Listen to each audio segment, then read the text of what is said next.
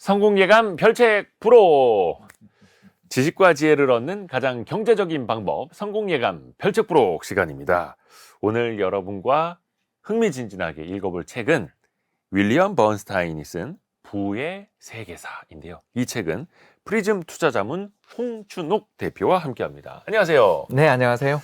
홍 대표님이 직접 저희에게 권해주신 책이고, 네, 또 직접 이 앞에 보니까 추천사도 있더라고요. 예, 제가 추천사 썼습니다. 아... 일단 뭐 제가 좋아하는 종류의 책이죠. 네네네. 그러니까 이제 저는 원래 역사과 출신인데 경제 분석과 생활을 하고 있잖아요. 네.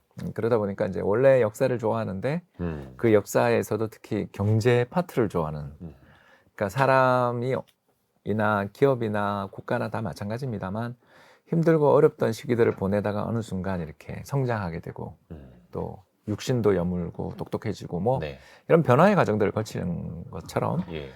세계 경제도 수천 년에 걸친 발전은 있었지만 그 발전이 체감되지 않던 시기를 지내다가 지금으로부터 약 200년에서 300년 전 사이에 갑자기 서유럽의 어떤 지역에서부터 기적 같은 경제 성장이 시작됐거든요. 그래서 네. 그때부터 지금까지 세계 경제 성장률이 연 2% 정도가 왔다 갔다 나온단 말입니다. 평균적으로요? 예, 평균적으로. 근데 그 이전에 여러 가지 역사학자들의 많은 노력 덕분에 과거의 경제 성장을 추정하기 위한 노력들이 있는데 대략 0.01에서 0.02 정도로 추산되거든요. 그 1인당 소득이. 네.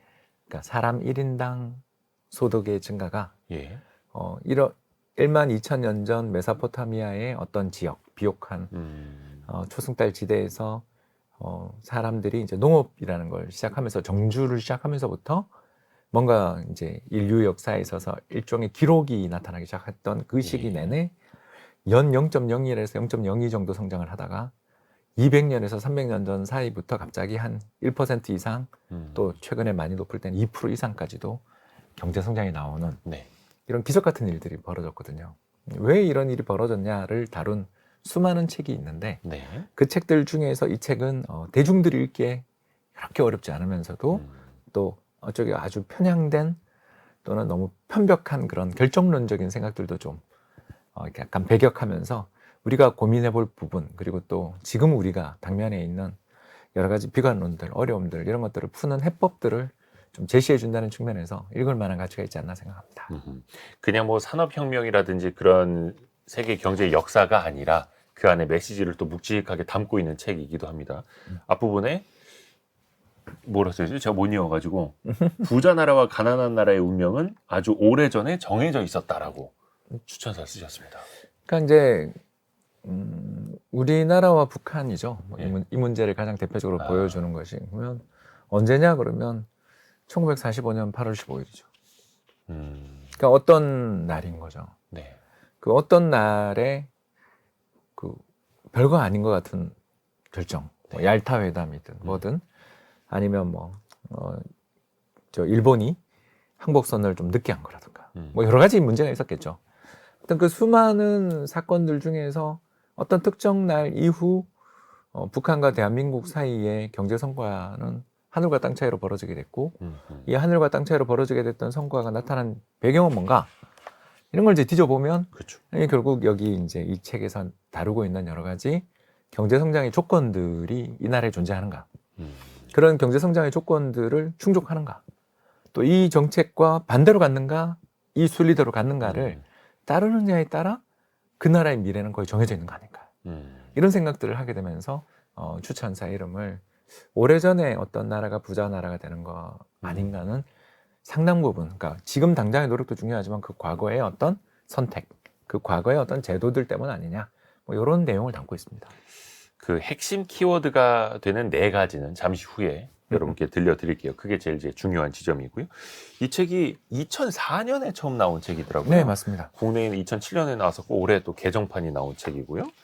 이 즈음에 다시 나온 게 어떤 의미가 따로 있을까요? 이게 뭐 제가 한번 봐도 이 책이 그렇게 예. 묻혀지기에는 아깝다. 아깝고 또 2004년에 나와서 7년에 읽혀졌을 때와 지금은 또 세상을 바라보는 사람들의 어떤 뷰가 그러니까 비전이 좀 달라져 있는.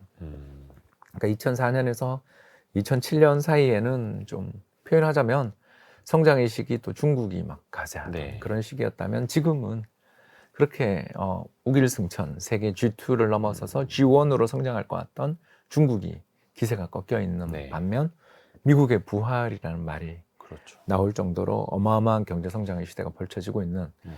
어떻게 보면 또 성장률의 역전 현상이 지금 벌어지고 있거든요. 특히 네. 2023년은 아마 명목 성장률 기준으로 해서 미국이 중국을 넘어선 것으로 거의 추산이 되는데 이 어마어마한 성장의 역전들이 그 강력한 인구 대국인 중국보다 미국이 왜 살아났나? 또 이런 역전들이 나타나게 됐던 이유는 뭔가? 경제 성장의 배경은 뭔가? 뭐 이런 걸 우리가 이제 질문을 하다 보면 자연스럽게 이 윌리엄 번스타인 박사가 이야기하신 것처럼 이거 산업혁명을 일으키고 부를 지속적으로 육성하고 성장시키는 데는 기본적 조건이 있고 이 기본적 조건들을 잘 지켜나가고 더 발전시켜 나가면 성장하지만 반대로 이 기본적인 조건들을 결여하거나 억압하거나 후퇴시키면 아무리 잘 나가던 나라도 무너지는 거 아닌가 이런 인사이트가 좀 저는 좀 와서 야, 이 책 저는 진짜 한 15년 만에 이 감수도 하고 이제 저 추천사를 쓰면서 읽었는데 읽으면서 이게 굉장히 새롭게 느껴지는 걸 좀 깨달았거든요. 2007년에 봤을 때랑 2024년에 볼 때랑 또 다르다는. 예, 이제 네. 제가 달라진 것도 있고 세상이 세상도 달라진 달라졌고. 것도 있고 또 책이 또 번역이 그때보다 또 좀 뭐랄까요, 제가 더 잘 이해할 수 있는 형태로 되는 좀 것 더 같기도 세련되게. 그런 것 같기도 하고 그렇습니다. 이 책의 저자가 윌리엄 번스타인인데 아마 그 투자 시장에서 조금 알려진 이름이기도 합니다. 예, 그 근데 뭐 이분이 역사학자는 아니죠. 예, 의사 선생님이십니다. 의사 선생님인데 또 엄청난 경제 예, 역사에 엄청난 대해서. 분이죠. 이분은 뭐 믿고 보는 몇 안 되는 저자 중에 한 분이라고 감히 제가 말씀을 드릴 수가 있는데 네. 제가 보니까 이분의 책을 안 읽은 게 없더라고요. 저는 이분 책은 거의 다 읽었고 홍춘호 박사님은 원체 이제 독서 많이 하시니까. 그러니까 제가 좋아하는 종류의 책을 쓰시는 분이다. 딱 맞아요. 그러니까 이제 어떤 경제적인 상식이나 이해 또는 자신이 주장하는 바를 역사적인 사건이나 이런 것에서 찾아서 공통분모를 걸러내는 깔때기를 잘 만들고 걸음종이도 잘 좀 괜찮은 걸음종이를 써서 네. 정말 핵심만 딱딱 추려내는 그 솜씨가 천이무봉하다. 이런 정도로 글 잘 쓰시는 분은 좀 드물고 이분이 특히 썼던 책 중에 제가 추천사를 쓴 책만 무려 2개인데 군중의 망상이라는 책은 뭐냐면 사람들이 얼마나 이상한 짓을 하는가를 자본시장의 그 버블과 패닉 그리고 네네네. 뭐 예를 들어서 가이아나의 인민사원 사건 같은 그 대학살 전부 독약 먹고 죽었던 사건 있지 않습니까? 그 밀림의 네네. 인민사원 사건 혹시 기억 안 나시는지 모르겠습니다. 어. 하여튼 그런 왜 사람은 그 우리 밈이라는 약간의 요새는 이제 인터넷에서의 거의 네. 유행처럼 돼 있지만 생존 기계고 번식 기계고 양육 기계라고 그렇게 본다라면 네. 그 관점에서 볼 때 그 가야나 사원에 들어가서 죽었던 400명의 사람은 이해가 안 되잖아요. 그렇지 않습니까? 그 네. 목사님 이제 사이비 목사님부터 수백 명이 그냥 얌전히 그 주사를 맞고 죽어요. 그래서 그 거기 찾아갔을 때 시체들만 쫙 누워 있거든요. 네. 이런 일들이 왜 빚어지느냐? 사람 이상하잖아요. 도대체 왜 우리 인간들은 이렇게 이상해졌을까? 왜 이렇게 이상할까를 다룬 그 책 군중의 망상이라는 책부터 또 이 주식 투자의 세계에 뛰어드는 분들한테 거의 추천 도서에서 빠지지 않고 나오는 책이 또 이 투자의 네 기둥이라는 거의 책. 기본서죠. 기본서죠. 네. 그리고 저 같은 사람들이 또 좋아하는 책이 또 무역의 세계사라고. 제가 엄청 좋아하는 그 무역 통계가 이렇게 많이 담겨 있는 책은 처음 봤거든요. 이런 책들을 다양하게 또 제가 지금 사업도 하고 있는 프리즘 투자자분에서 열심히 읽은 현명한 자산 배분 투자자라는 책도 쓰셨어요. 그러니까 거의 이건 이제 뭐랄까요, 그 의사 선생님이시지만 의사로서 진료도 잘하실 뿐만 아니라 평생을 공부하시는, 그러니까 공부가 취미이고 인생인, 그리고 그 과정에서 끊임없이 명저를 쓰는 명저 제조기. 그리고 또 투자사도 운영을 하고 있고. 예, 뭐 돈도 많으시다고 들었어요. 근데 인세로 벌었는지 수익으로 벌었는지는 저도 잘 모르겠고요. 그 왜 그러냐면 섞이잖아요. 저도 그렇죠. 종종 뭐 강의하러 다니는데 네. 박사님 어떻게 해서 파이어 했어요? 그러면 사실은 책을 좀 많이 팔았어요라고 말할 때도 있지 않습니까? 네네. 왜냐하면 그게 종잣돈이 될 수도 뭐 있으니까. 그게 사실이기도 하고요. 그러니까 어떻게 딱 구분을 짓기 어렵잖아요. 네네네. 그런 것처럼 윌리엄 번스타인 박사님이 의사 선생님이라 원래 부자이신지 책을 명저를 계속 쓰셔서 부자가 됐는지 운용을 정말 잘해서 했는지는 모르지만 제가 다른 거는 잘 모르겠다. 근데 이 사람을 직접 뵌 적도 없으니까 근데 책은 정말 기깔나게 쓰신다. 신경과 전문의, 맞습니다. 그리고 화학 박사, 의학 박사, 역사가, 그리고 실전 투자자, 투자 금융사를 운영하기도 하고 월스트리트 저널에 또 컬럼을 기고하는 사람이기도 하고 하여튼 슈퍼 천재. 예, 슈퍼 천재. 뭐 이런 분 뵈면 이제 예. 좀 약간 기가 질리죠. 도대체 이 사람은 뭐 하는 사람일까? 아니 근데 홍진호 박사님도 그런 분이시잖아요. 그리고 자꾸 이상한 데다가 저를 붙이시면 안 됩니다. 자, 이제 키워드로 들어갑니다. 첫 번째 키워드. 재산권. 재산권. 사실 뭐 재산권이랄 게 뭐 특별할 게 있겠어라고 생각을 하실 수가 있을 텐데 이 책에서 쉽지 강조하는 쉽지 그 않습니다. 4가지 중에 첫 번째 사유재산을 인정하는 것부터 시작을 한다는 거죠. 예, 인정으로 끝나는 게 아니라 처분도 할 수 있어요. 그러니까 이게 내 자유롭게. 거다. 여기서 이 땅에서 나는 곡물은 나의 것이다. 일 뿐만 아니라 이걸 나의 자손들에게 물려주거나 이웃에게 팔 수 있다. 더 나아가 누가 어떤 권력자가 오더라도 이 땅은 나의 것이라는 것을 주변 사람들이 입증해 줘야 돼요. 그래서 성소 이야기가 이 책에 나오는데 저는 그게 참 재밌었어요. 예. 성서에 이제 성서의 주인공 중에 한 분이 이제 등장하십니다. 그래서 새로운 땅에 가셨죠. 그리고 새로운 땅에 가서 땅을 사면서 이웃을 다 모아요. 잔치를 하죠. 그러면서 뭐라고 하냐면 은화를 그때 그 전 주인에게 줍니다. 네. 그리고 전 주인에게 주면서 그 잔치를 벌린 주변의 이웃들에게 알리는 거죠. 이 땅은 나의 것이고 그리고 이 땅은 내가 아이들에게 상속할 수 있는 권한이 있다는 걸 여러분들이 인정해 주십시오. 그 절차를 밟는 거죠. 네. 그러니까 그게 뭐랄까요? 재산권에 대한 가장 중요한 부분들이 거의 다 들어있는 거죠. 네. 첫 번째는 이거가 누구로부터 누구에게 매매됐다라는 것을 인정이 필요하고요. 기록과 인정. 기록과 인정이 필요하고 두 번째가 사람들에게 모두 알림으로써 누군가가 와서 이 땅을 뺏으러 갈 때 이거 누구 건데? 옆에서 라는 지켜줄 옆에서 수 증언이 필요하고 있는. 네. 마지막 세 번째는 이 거래는 투명했기 때문에 이 거래 이후에 이 사람이 마음대로 처분하더라도 이 사람은 누구 것이고 아이에게 또는 자손에게 또는 다른 이웃에게 팔 수 있다, 물려줄 수 있다라는 걸 확증하는 절차가 필요한데 이게 대단히 어렵거든요. 대단히 어렵다. 예, 뭐 당장 한국만 해도 안 지켜지고 있잖아요. 저는 그렇게 생각하거든요. 이게 그러니까 이 물건은 이 사람의 것이고 이 사람의 것이라면 이 사람의 그 독점적인 처분권과 이 사람을 어떤 매매에 있어서 자유로움이 있어야 되는데 네. 안타깝게도 우리나라는 뭐 부동산에 관련돼서 각종 규제뿐만 아니라 주식 시장에서도 사실 이런 그 독점적 소유권이랄까 또는 동등한 소유권이라는 건 존재하지 않잖아요. 우리나라 뭐 대표적인 게 대주주들에게 주는 그 경영권 프리미엄이라는 게 심하죠. 세계에서 제일 높은 수준이잖아요. 한 100% 정도 줍니다. 예. 그러니까 지금 주당 10,000원에 시장에서 거래되고 있지만 어떤 사모펀드가 대주주에게 그 사람의 이제 지배주주로부터 경영권을 가진 지분을 인수할 때는 한 2만 원 정도를 줘야 되는 거예요. 네. 그리고 또 나머지 10,000원을 들고 있는 주주들은 그 거래에 대해서 이의를 제기하거나 또는 나도 그 가격에 팔 수 있게 달라는 걸 못하는 못하죠. 그런 나라죠, 우리나라가. 그렇기 때문에 우리나라 주식시장이나 부동산 시장은 사실 이렇게 재산권의 개념에서 볼 때 불완전한 재산권의 측면들이 상당수 이제 존재하는 거죠. 또 이 불완전한 재산권을 더욱더 심화시키는 건 정부의 정책 중에 또 하나가 인플레죠. 인플레이션. 인플레이션을 일으켜버리면 가장 대표적인 게 이제 북한의 인플레이션, 제5차 화폐개혁 이후의 인플레이션 같은 경우는 그 정부가 정한 공식 환율과 시장 환율이 한 500배에서 50배 정도 차이 나거든요.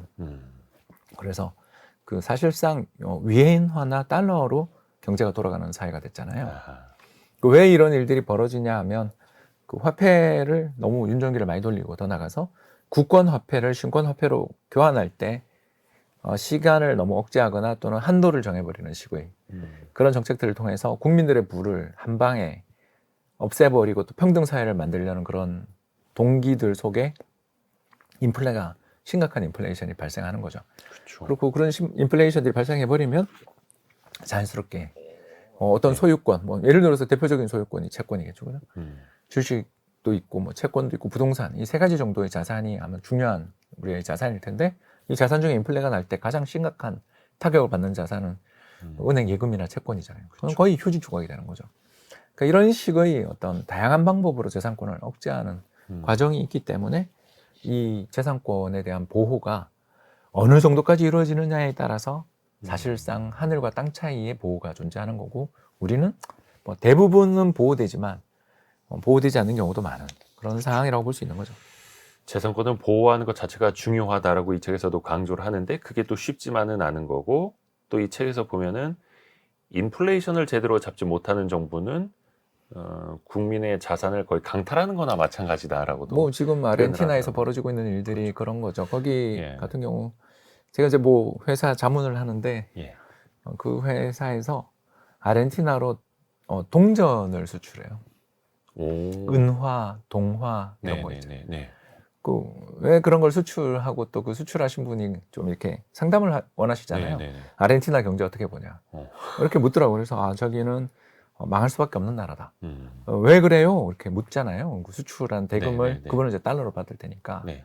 그 결제의 안정성에 대해서 걱정을 많이 하실 거 아닙니까? 음.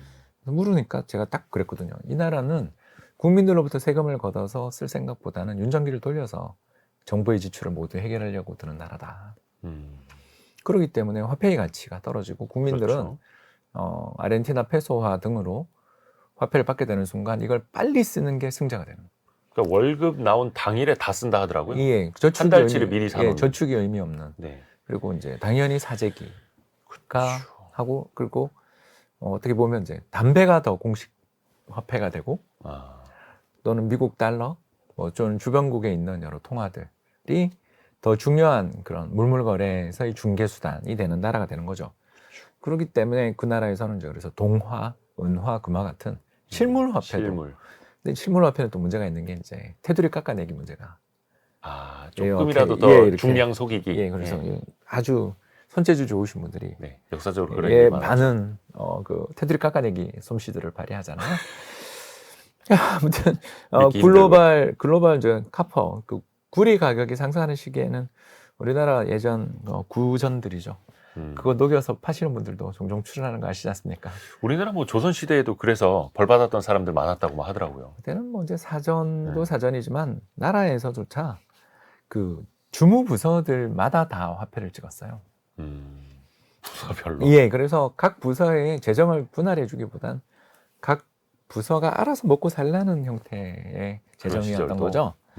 그래서 그 뒤에 이모군란으로 이어지는 그 우리나라 재정에 대해서는 또 다른 책에서 설명할 기회가 있을 거라고 생각하고요. 네. 요건 이제 세계사니까. 예, 아무튼 부의 뭐 세계사. 지금 이야기한 것처럼 이런 재산권의 문제라는 거에서 우리가 아까 이야기했지만 국가 권력이 되게 개입하기 쉬운 영역이고 더 나가서 주변의 사람들이 좀 인정해주는 영역이기도 하고 뭔가 이 사람에 대한 독점 이런 것들을 구현해줘야 되는데 이거 전부 다가 뭐와 연결돼 있냐라고 생각을 해보면 결국은 이 협상의 결과라는 걸 벌써 느끼셨을 분이 많을 거예요. 네. 그러니까 나라마다 인정되는 재산권의 레벨이 많이 다르겠구나. 그리고 이 인정되는 재산권들의 근거를 만드는 과정은 피비린내 나는 과정이었다. 이게 가장 대표적인 게 바로 13세기 이제 잉글랜드의 존 왕을 대상으로 한 마그나 카르타라는 건데 네. 쉽게 이야기해서 그때 이제 국민은 귀족이에요. 여기 이야기하고 있는 모든 이야기는 왕과 귀족 사이의 관계지 국민의 사이는 아니에요. 이거 왕과 귀족 사이의 어때 갈등에 대해서 왕이 부당하게 얻은 이익은 반환한다. 그가 왕이 귀족을 상대로 절도, 납치, 살인을 해서는 안 된다. 그리고 귀족의 권리를 성문화하자. 그리고 마지막 중요하게 이런 절차들을 갖자. 그래서 의회를 만들거든요. 네.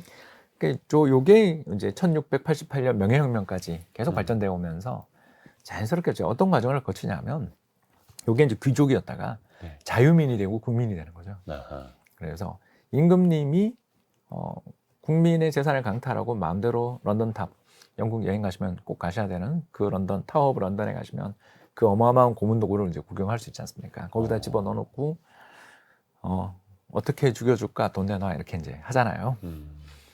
뭐 이런 과정들을 거치면서 돈을 다 뺐다가 이제 혁명이 여러 번 나는 거죠. 쿠데타가 나고 뭐 다양한 내전이 벌어지는 가운데 이제 다 알게 된 거죠. 뭐냐 하면 어떤 사람의 돈과 재산과 토지를 뺏으려 들면 나도 그에 상응하는 뭔가를 걸어야 된다라는 걸 네. 알게 됐고 그게 바로 임금님의 왕위였죠. 명예혁명에서 이제 제임스 왕이 그 전에는 또 찰스 그 신교도 혁명 때는 청교도 혁명 때는 찰스 왕의 모가지가 잘리거나 또는 임금님이 퇴위하잖아요. 지금 뭐냐?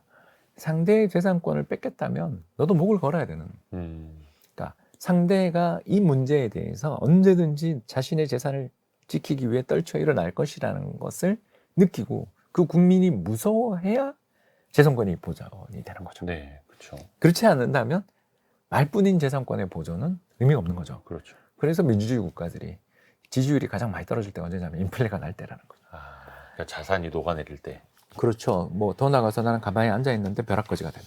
그러니까 그런 시기들이 벌어지는 거죠. 그래서 이 문제들이 사실은 재산권이란 문제가 이렇게 예전에도 뭐 예를 들어서 그리스 시대나 로마 시대에도 다 재산권에 대한 보호들은 굉장히 시장에 존재하고 그게 무너져 내리는 시기가 나타날 때, 이제 뭐 대표적인 게 그리스 같은 경우에 아테네의 그 민주주의 정치가 꽃을 피우고 아테네가 경제가 잘 돌아가고 또 1인 1표에 직접 민주주의가 잘 돌아가던 시기에는 아테네가 어마어마한 경제 성장을 갈구하지만 그 뒤 이제 만성적인 수년에 걸친 한두 번 전쟁을 하고 마는 게 아니라 몇 년에 걸친 전쟁을 하게 되면 자연스럽게 이제 국민들이 농사를 지을 수가 없게 되고 파산하겠죠, 그죠? 그 파산한 걸 재분배를 좀 해주면 되는데 그렇지 않잖아요. 귀족들이 과두정이 이제 출연해서 그 땅들을 전부 다 이제 자기들 소유로 만들고 소장농으로 자유민들은 소장농 내지는 노예로 떨어지는 가운데 그럼 군인을 벌충할 방법이 없으니까 직업군인, 용병대를 쓰게 되는 거죠. 그러다가 이제 자유민으로 구성된 로마의 군대에게 또 그리스가 멸망당하고 뭐 이런 과정들이 쭉 펼쳐지는데 아무튼 뭐 핵심은 어떤 나라의 흥망성쇠 그리고 미래의 발전을 좀 예측하고 싶다면 이 윌리엄 버스타인 박사님이 하시는 말씀은 핵심은 재산권이 얼마나 잘 보존되고 있는지를 그리고 이 사람이 마음대로 이렇게 처분할 수 있고 이 사람의 독점적 처분권 이런 것들에 대한 규제가 얼마나 좀 이상하게 자의적으로 도입되면 이 문제가 되는 거지만 좀 투명해지고 더 이 사람의 소유권이 보호받고 국가가 이걸 잘 못 건드릴 거라는 어떤 공감대가 형성되는 나라일수록 더 이렇게 어려움에 처하더라도 다시 일어설 가능성이 있지 않냐. 그게 이제 그래서 아까 서두에 시작하면서 중국이랑 미국 이야기를 한 게 그러네요. 저 이 책 읽다가 소름 끼쳤어요. 가장 극단적으로 갈리는 부분이기도 하고요. 사유재산 그리고 이 재산권. 어떻게 보면 말씀 주신 것처럼 민주주의의 발달과 그 역사가 궤를 같이 하는 것 같기도 하고요. 또 우리가 지금 뭐 사유재산 당연히 다 보장되는 것 아니야라고 생각을 하고 있었지만 또 인플레라는 것도 또 감안을 했어야 되는 거고요. 이게 쉽지 않은 문제이기도 합니다. 그래서 경제적으로 번영하기 위해서 부유한 국가가 되기 위해서 필요한 4가지 핵심 조건 중에서 첫 번째가 재산권이었고요. 두 번째 키워드도 들어보시죠. 다음 키워드. 과학적 합리주의. 과학적 합리주의가 경제적 번영을 위해서 필요한 4가지 중에 하나다. 어떻게 이어집니까? 저는 이거 이거는? 교육이라고 생각했어요. 교육이요. 그러니까 자유로운 의견 개진과 지식의 축적. 지금은 우리는 이제 그 교육을 통해서 하는데 네. 사실 이 의무 교육이라는 것 또는 아이에 대한 교육이라는 것은 종교혁명 이후의 일이에요. 어디도 그런 사회는 없었어요. 네. 의무 교육을 도입하거나 아이들에 대해서 교육을 강화하고 하는 건 없었죠. 네.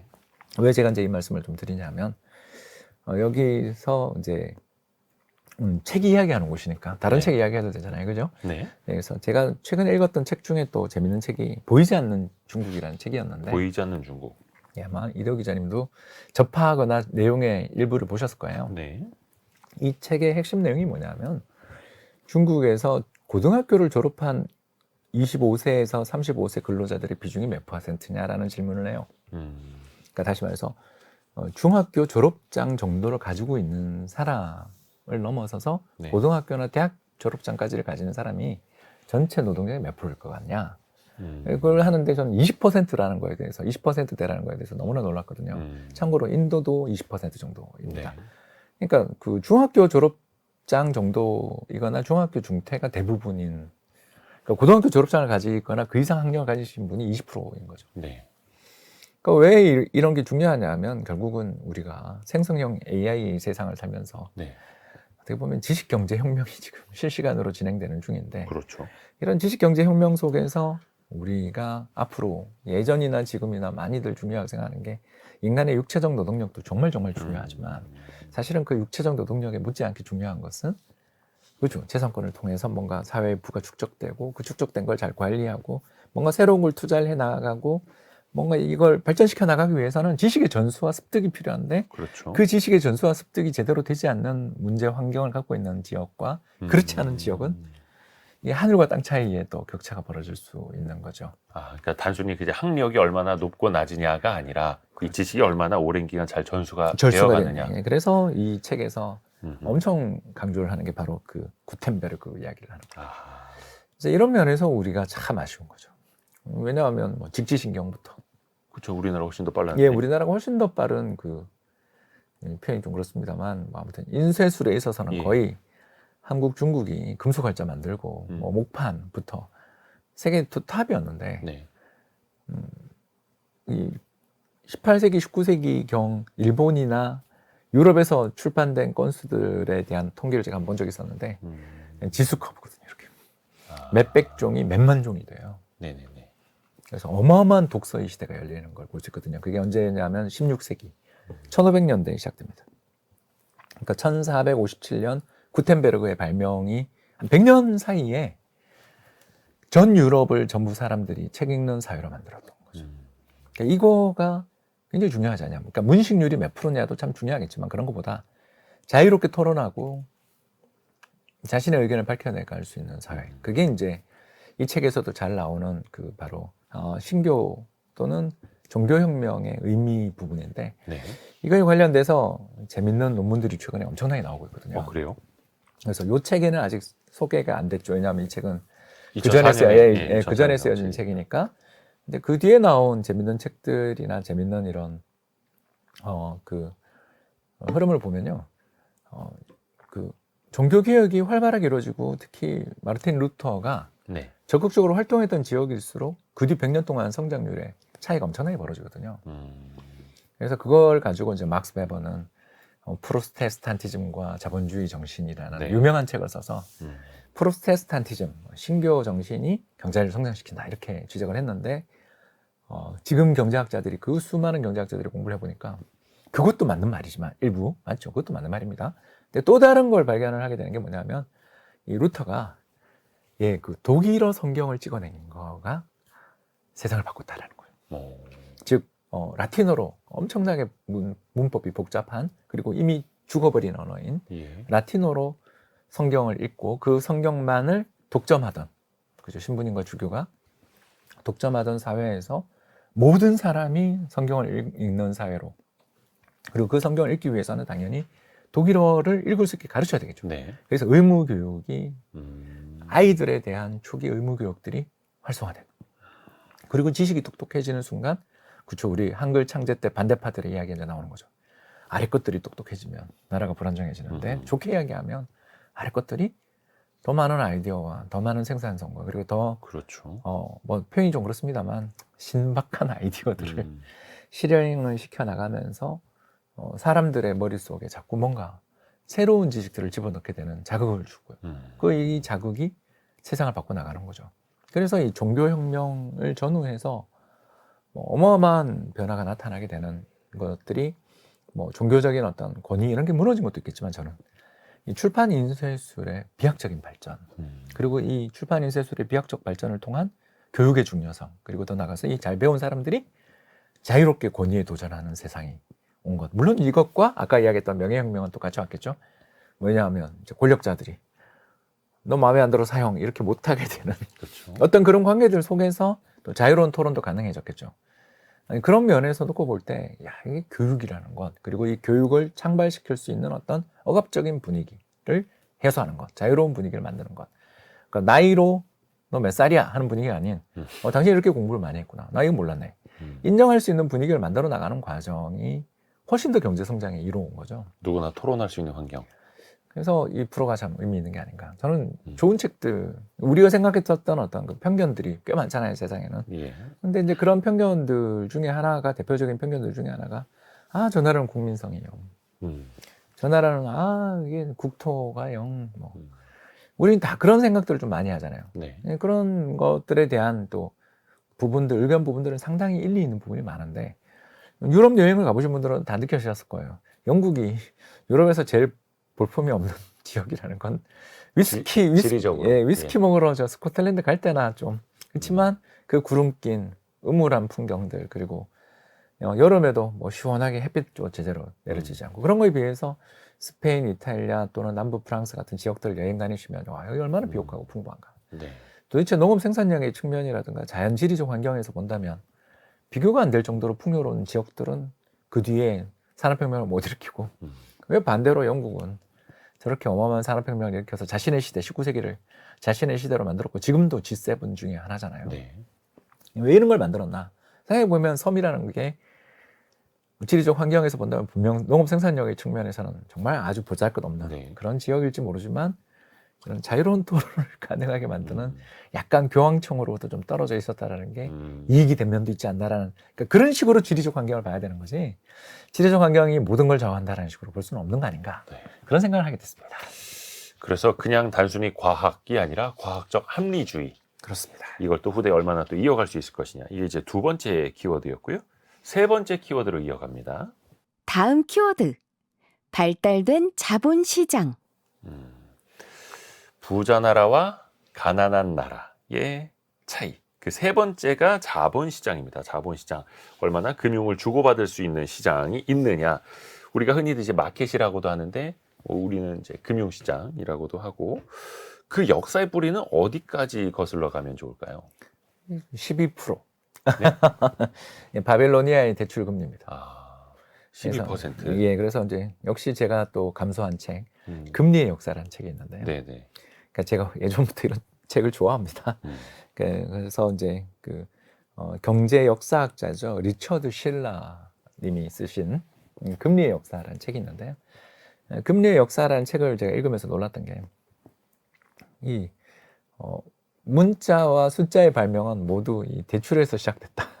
그러니까 재산권에 대한 기록과 함께 그거 기록하려고 예, 누구한테 얼마 그리고 점토판 어떤 금리에 누구한테 어떻게 꿔줬다 이거 적으려고 예, 그게 그러니까 회계용으로 그 쐐기 문자들이 개발되기 시작하고 그런 문서들이 나왔다라는 걸 그 책을 통해서 알 수가 있는데요.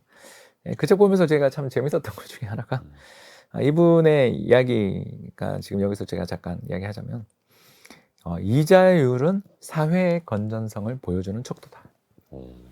즉 금리가 높은 시기에는 대부분 뭐냐면 인플레가 발생했겠죠, 그죠? 네. 아까 우리 재산권 이야기하면서 인플레 벌써 했죠. 그리고 두 번째가 뭐냐면 신뢰의 저하를 반영한다. 신뢰의 저하. 예, 그러니까 쉽게 얘기해서 내가 돈 빌려준 거 이거 떼일 것 같아. 그렇죠, 그렇죠. 그러니까 요거와 이 금리는 굉장히 밀접한 연관을 맺고 있는 거죠. 그래서 우리나라의 그 1972년 8.3 사채 동결 조치를 우리는 이제 모르는 분 안 계실 텐데 그래도 한 번 더 하자면 이제 박정희 정부가 경제 성장 5개년 계획 펼쳐가지고 열심히 나라를 부유하게 만들기 위해서 노력했는데 이제 70년대 초반에 우리 경제에 이제 두 가지 문제가 왔어요. 이제 첫 번째 문제가 뭐냐면 베트남 전쟁이 끝나간다는 거. 네. 그래서 실제로 73년에 철군하잖아요. 네. 그래서 72년, 73년에 이미 베트남 경기가 소멸되고 있었습니다. 그래서 한국이 베트남 전쟁 참전하면서부터 뭐 지금 한진그룹 같은 어마어마한 그룹들이 우리나라 경제를 성장을 이끌고 하던 그런 시기였는데 그 돈이 끊겼고 두 번째는 1965년 한일 국교 정상화로 3억 35불 그러니까 3억은 무상 35불은 장기저리 차관으로 일본에서 우리나라 돈을 빌려왔는데 그때 우리나라 1년 GDP가 35불 정도였으니까 얼마나 큰 거의 한 돈이 10년치. 얼마나 큰 돈을 이제 1년치죠. 1년치인데 1년치. 그걸 그 뒤로 추가적으로 그 이상 규모를 빌려왔거든요. 네. 그러니까 실제로 이대호 기자님 말씀하신 것처럼 그 몇 년 전 대비 10년치라고도 볼 수 있습니다. 네. 이 어마어마한 돈들을 빌려오는 과정에서 자연스럽게 무슨 일이 생겼냐면 공급 과잉. 사람들의 투자 붐들이 어마어마해졌고 실제로 그 과정에서 우리나라 역사상 부동산 가격이 가장 많이 올랐던 해는 68년 70% 정도 올랐습니다. 68년에만. 예, 한 해. 네. 그러니까 우리나라 역사상 통계 작성 이후 부동산 가격 상승률 2위는 또 78년이고요. 그때 이제 중동붐. 자, 아무튼 이런 어마어마한 경제 성장의 시기에 돈을 빌리기가 어려웠겠죠. 네. 그래서 사람들은 사채를 쓰고 있었습니다.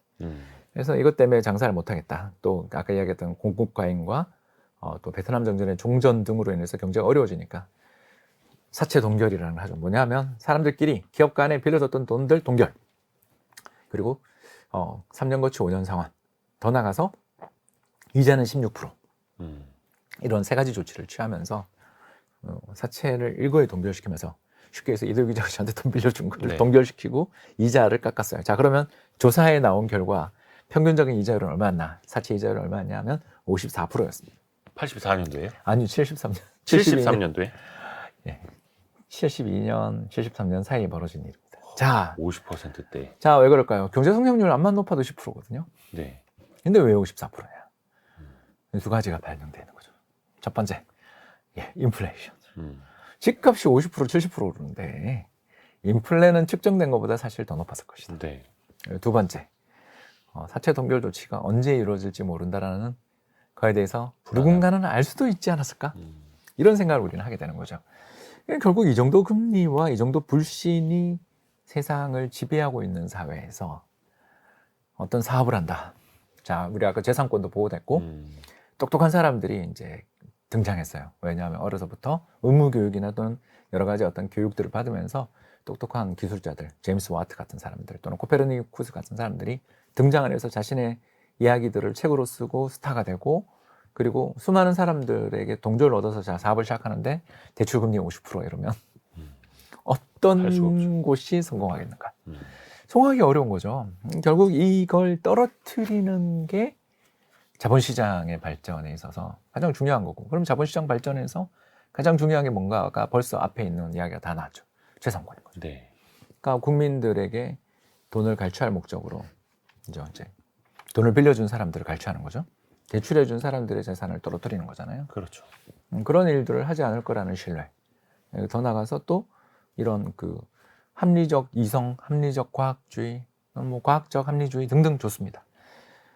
아무튼 이런 여러 생각들을 하는 사람들이 늘어나며 미래 수익성이 상당히 보장되어 있다고 생각되는 어떤 프로젝트들의 증가 속에 이제 효율적인 자본시장에 대한 수요가 생기고 그 시작은 1600년 네덜란드에서 주식회사라는 형태로 네. 시작이 되죠. 바로 동인도 회사. 동인도 회사. 네, 그래서 뭐 거의 나라 수준의 군사력을 보유하고 있던 수백 척의 회사 함대를 하나가. 갖고 있었습니다. 예.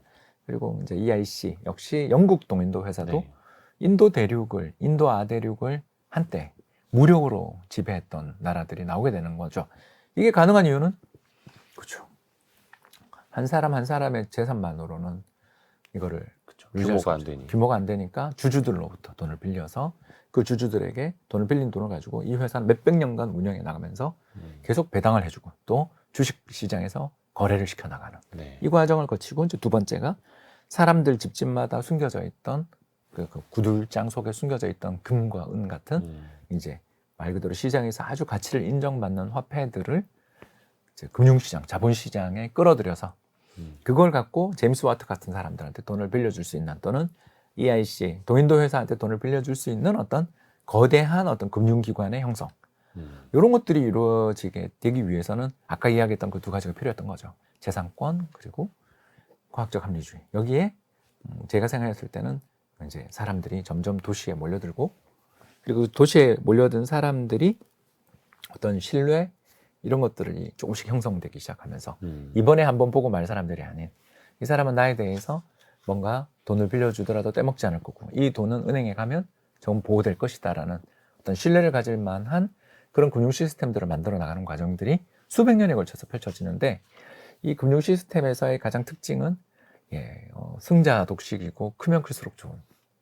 왜냐하면 사이즈가 점점 커져야만 대출의 리스크가 줄어들지 않습니까? 위험이 분산이 분산되니까 예. 한 사람한테만 대출해주면 망할 수 있거든요. 그렇죠. 메디치 그 은행도 실제로 그 프랑스에 있던 지점이 임금님한테 대출을 너무 많이 해줬다 망하거든요. 그런 것처럼 대출을 좀 소액으로 분산시키는. 그럼 소액으로 분산시키려면 어떻게 해야 되냐면 담보를 잡아야 되는데 그 담보가 부동산. 그래서 재산권의 발달 뭐 이런 것들이 민주주의와 함께 가장 잘 보여주는 것이 자본시장이고 이 자본시장은 한번 형성이 되고 중심지가 형성되면 그 중심지에서는 끊임없는 선순환이 왜? 이자를 계속 떨어뜨리니까. 네. 위험을 분산시키고 더 많은 돈들을 자신에게 끌어들이고 그리고 신뢰를 얻어나감으로써 이자를 계속 떨어뜨리는 거죠. 그래서 영국이 왜 산업혁명에 성공했어요? 라고 묻는 질문에 대한 이제 답이 거의 다 나왔는데 그러네요. 바로 함대를 건설해서 망하지 않았기 때문에 그 나폴레옹에게 만일 영국이 점령당했었다고 생각해 보십시오. 산업혁명이 지속될 수 있었겠습니까? 안 됐겠죠. 예, 약탈당했겠죠. 나폴레옹 군대는 그 병력의 숫자가 너무너무 많았어요. 근데 그때 당시에 그 어마어마한 병력들을 먹이고 입힐 만한 어떤 재정은 없죠. 그러면 어떻게 해요? 약탈로 보급을 하게 됩니다. 네. 그게 이제 반도 전쟁. 음. 스페인에 진출했다가 나폴레옹이 첫 번째 패배를 당하게 되는데 네. 그 굶주려서 당한 패배입니다. 음.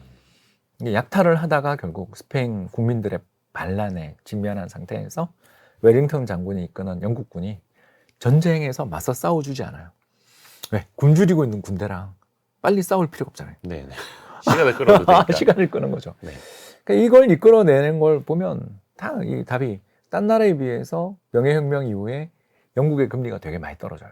아까 바빌로니아 12% 그랬는데 저 나폴레옹 전쟁 때 영국 금리가 얼마까지 떨어지냐면 3%까지 떨어져요.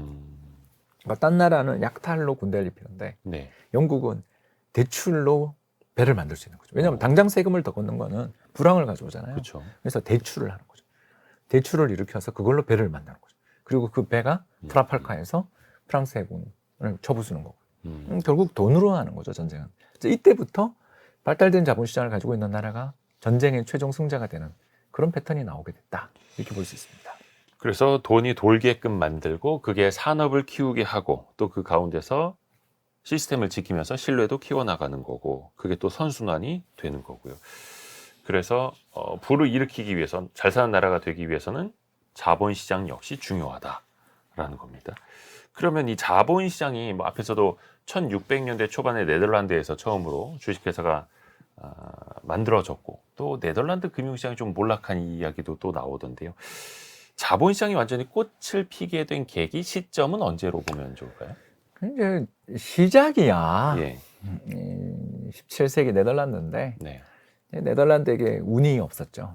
운이 없었다. 예, 그러니까 이제 운도 좀 따라야 되더라고요. 자본시장이 계속 발전을 해나가려면 결국은 뭔가 그 나라가 너무 파란만장한 역사를 가지면 쉽지 않다. 저는 이 책을 쭉 읽으면서 네덜란드가 참 훨씬 더 영국보다 더 사실 산업혁명을 일으킬 만한 역량, 여건은 돼 예, 있었죠. 뭐 재산권에 대한 보존이 네덜란드가 제일 강한 나라였거든요. 네. 왜냐하면 간척으로 나라를 만들었기 때문에 바다를 매립해 그쵸, 매립해서. 땅을 만들어서 간척해서 땅을 만들었기 때문에 그 땅의 주인이 원래 없잖아요.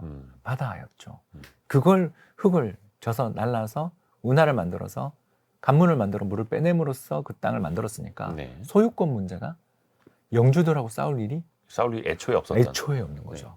거기다 이제 두 번째가 이 과학적 합리주의 면에서도 에라스무스를 비롯한 우신예찬 같은 그런 네. 책을 쓰신 분들이 전부 네덜란드에서 활동을 했던 이유가 뭐냐면 이 네덜란드는 기본적으로 그 종교의 세력이 약한 나라였어요. 왜냐하면 예전에 만들어진 주교관들은 다 산에 있거든요. 네. 근데 국민 대부분은 새로 만들어진 마른 땅에 살고 있잖아요. 축축한 땅에 살고 있잖아요. 그러니 이게 제대로 된 권력이 투사가 될 수가 없는 상태였던 거죠. 그래서 여기가 정말 잘 될 수가 있는 여지가 많았는데 가장 큰 문제가 발생을 하니 바로 전쟁이 끝없이 벌어지게 된 거죠. 왜? 육지에 있었습니다. 내륙에. 내륙에 있어서. 그래서 특히 옆에 누가 있었냐? 예, 루이 14세가 이끄는 프랑스가. 그러니까 끝도 없는 전쟁의 연속. 그러니까 수많은 전쟁에 계속 끌려 들어가는 거죠. 그리고 전쟁터가 될 때마다 운하를 터뜨리거나 하는 식으로 해서 적의 진군을 막는 이런 극단적 전략들을 쓰게 되는 과정에서 또 동인도 회사 같은 경우는 이게 너무 오래 독립적인 세력을 형성하면서 회계 문제라든가 이런 분식 문제들이 엄청나게 부각된 것들도 있었고요. 결국 이 모든 것의 종착점은 전쟁에서 승리한 나라가 제일 믿을 만한데 네, 여기는 약탈당할 가능성이 없으니까 그렇죠. 그리고 이 나라는 또 임금님도 혁명으로 쫓아낼 정도로 뭔가 재산권 보호도 좀 잘 돼. 군사력도 세고 바다랑 이렇게 갈라져 있어서 유럽 대륙으로부터 직접적인 침략도 막을 수 있는 군사력을 갖고 있으면서 임금님도 비단 갚으면 몰라낼 정도로 재산권 보호도 잘 되고 그리고 무엇보다 큰 자본시장이 형성되고 있는 나라인 영국으로 돈이 가고 그 영국이 이제 여러 번의 주식시장의 버블이 붕괴되고 어려움을 겪으니까 그 이제 패권들이 서서히 19세기 후반으로 가면서부터는 미국으로 특히 JP 모건이 이끄는 네. 5월가의 금융가들로 넘어가는 과정들도 이 책에 잘 그려지니까 재밌게 보실 수 있습니다. 재밌습니다. 자, 다음 키워드로 넘어가서 이야기 또 들어가 보겠습니다. 다음 키워드. 효율적인 운송과 통신. 경제 성장을 만들어내는 조건들, 그러니까 부자 나라가 되기 위한 어쩌면 필수 조건. 첫 번째가 재산권, 두 번째가 과학적이고 합리적인 판단, 세 번째가 발달된 자본시장, 그리고 효율적인 운송과 통신. 요건 이제 이동과 소통. 저는 결과 같아요.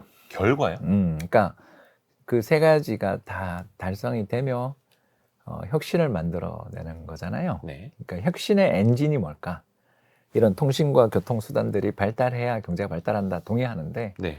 이걸 로마 사람들이라고 못 만들어내고 그리스 사람들이라고 하기 싫었겠어요. 근데 이게 안 됐던 거잖아요.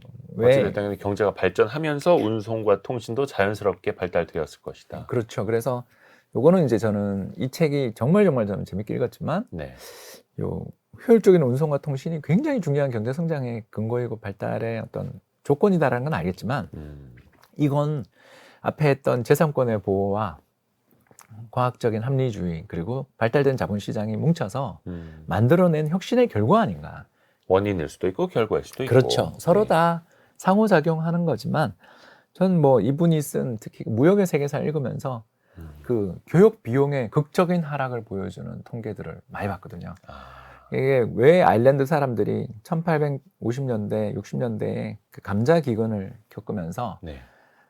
왜 미국으로 갔냐 이런 이야기를 많이 하는데 이제 그때 답이 영국 지주들이 다 밀을 다 뺏어가 버려서 아일랜드 사람들은 감자 말고는 먹을 게 없는데 감자에 입마름병이 오는 바람에 사람들이 죽게 돼서 그렇게 됐다 이렇게까지 우리는 배우잖아요. 그런데 그 무역의 세계사라는 책에 나오는 또 하나의 대목을 이야기하자면 바로 증기기관을 단 증기선이 나오면서 운송 비용이 50년 사이에 10분의 1 토막이 났기 때문에 가서 내가 하인으로 몇 년 일하겠어요라는 그러니까 왜냐하면 비용이 없잖아요. 배를 타고 네. 증기선을 타고 북미 대륙으로 건너갈 돈이 없으니까 어떻게 하냐면 10년 동안 저는 이 사람 밑에서 하인으로 일하겠습니다라는 고용 계약서를 쓰고 가요. 근데 그 정도를 하면 5년, 10년 정도만 내가 이 집에서 하인 생활을 하면 자유민이 될 수 있다라는 걸 각오하니까 떠나는 거지. 네. 평생 노예다 그러면 가겠습니까, 사람들이? 그렇지 않죠. 그런 그렇죠. 것처럼 어마어마한 운송 비용의 하락들이 관측이 되는데 그 하락의 속도를 보고 있으면 거의 100분의 1 토막이 한 200년에 걸쳐 발생을 해요. 석탄, 밀의 어떤 운송 비용이. 그러니까 이런 어마어마한 가격의 하락들이 나타나게 되면 우리나라를 비롯한 전 세계 각국이 최근에 누리는 것 같은 바로 우리 인터넷 비용 또는 네. 통신 비용의 하락이 얼마나 많은 변화를 가져왔는지 우리 느끼잖아요. 그렇죠. 우리 지하철에서 다 동영상 보고 계시지 않습니까? 네. 그렇지 않습니까? 다 무제한이고 속도도 엄청나게 빠르고 그 과정에서 유튜버들도 저도 뭐 유튜버 하지만 네. 유튜버라는 새로운 직업들도 발생을 하게 되는 거고 세상 경제가 또 실시간으로 물론 노이즈도 엄청 많습니다만 다양한 정보들이 교환돼 가는 것처럼 결국 이런 교통과 통신, 운송과 통신의 발달들이 경제의 성장을 자극한다. 이걸 인정하는 태도가 저는 참 중요하다고 생각하는데요. 네. 이 대목에서 저는 북한 이야기를 조금 하고 싶거든요. 앞부분에 약간 운을 떼셨던. 네, 그래서 심쿵 한방 지금 한번 제가 연결해서 한번 이야기하면 좋을 것 같습니다. 여기서 나오나요? 같이 네. 한번 들어보시죠. 심쿵 한방입니다. 오늘의 심쿵 한방. 부의 세계사를 관통하는 핵심 구절. 한방에 정리합니다. 근대적 번영의 4가지 기반 중 재산권이 가장 먼저 생겨났고 가장 중요한 요소다. 99%의 문자 해독률과 근면한 사회를 갖춘 북한의 1인당 GDP는 900달러. 반면 문자 해독률 44%에 온종일 커피를 마시면서 양탄자를 사라고 관광객을 성가시게 하는 모로코의 1인당 GDP는 3,260달러다. 자, 이거 상징적인 그림이네요. 예, 이상하지 않습니까? 왜 북한은 이렇게 됐을까? 아까 처음에 이야기했지만 재산권 문제도 있지만 저 운송에 대해서 근본적으로 잘못된 정책을 펼친 게 저는 북한 경제의 어려움을 가져온 가장 결정적 요인 중에 하나라고 생각하거든요. 운송이요? 예, 바로 그러니까 어떤 뭐 사유재산권이나 이것부터 이것도 나올 줄 알았더니 그것도 있죠. 있는데 북한의 그 철도망에 대한 연구 논문들을 한번 읽어보시면 일제시대 때 그대로예요. 그리고 도로도 없어요. 근데 이상하지 이것도 않습니까? 아까 운송과 통신을 어떻게 보면 경제 발전의 결과일 수도 있다라고 말씀해 주셨는데 근데 이게 이제 원인으로 여기서는 또 원인이 북한에서는 되기도 작용하는 하고. 거죠. 왜? 왜 이런 정책을 펼쳤는지 아세요? 각 지역이 자력갱생하라는 지시를 내립니다. 또 자유롭게 이동하고 소통하면 안 안 되는 되는 예, 뭐 체제인 거죠. 그러니까 중국도 지금 뭐 호구제가 아직도 남아 있잖아요. 이걸 딱 보는데 그래서 이게 제가 오늘의 심쿵 한방으로 소개했던 이유가 이 네 가지 요인 중에 제일 마지막에 약하긴 하지만 이것도 굉장히 중요한 요소인 것이 어떤 나라가 발전하기 위해서는 제일 먼저 인프라를 까는 그런 대국적인 눈이 필요한 거죠. 어떤 나라가 성장해 나가기 위해서는 물류 비용을 줄이고 사람들이 자유롭게 이동할 수 있게 하고 그리고 그 사람들의 의견들이 자유롭게 소통할 수 있는 어떤 통신 시스템들의 정비 이런 경제 전체의 인프라를 깔면 또 역설적으로 교육을 촉진시키고 왜냐하면 더 좋은 학교로 진학하기 위해서 떠나 나올 수도 있고 자유로운 의견의 교환들이 발생할 수 있고 네. 또 대도시에 돈들이 모여들고 부자들이 모여드는 가운데 자본시장이 생길 수도 있는 거잖아요. 그렇죠. 그런 것처럼 오늘 제가 북한에 대한 이야기를 오늘 2번에 걸쳐서 했는데 정말 무서운 이야기죠. 우리가 어떤 나라의 미래, 어떤 나라의 경제 발전들을 촉진시키고 발전시켜 나가기를 원한다면 뭘 해야 되는지를 역사에서 오늘 교훈을 하던 거죠. 그렇죠. 재산권을 보호하고 교육을 열심히 시키고 더 나아가서 그 자본시장을 육성하기 위해 노력하며 그리고 운송과 통신 쪽에 혁신적인 어떤 발전들이 있으면 빨리 수용해야 그 나라가 발전한다.